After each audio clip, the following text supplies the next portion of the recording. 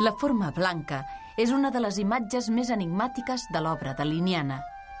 L'associa al quadre l'Àngelus de Millet i li causa una gran angoixa.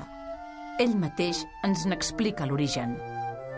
Es produeix a Cadaqués, mentre remo amb violència, i consisteix en una forma blanca il·luminada pel sol, allargada i cilíndrica, amb els extrems arrodonits, oferint diferents irregularitats. Té tot el contorn eriçat de petits bastonets negres que semblen estar en suspensió en tots els sentits, com bastons voladors.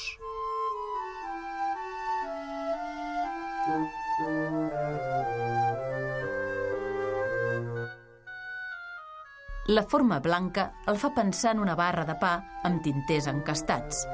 Els bastonets negres corresponen a les plomes dels tinters. També li recorden la distribució de les tecles d'un piano, on els bastonets fan joc amb les tecles negres.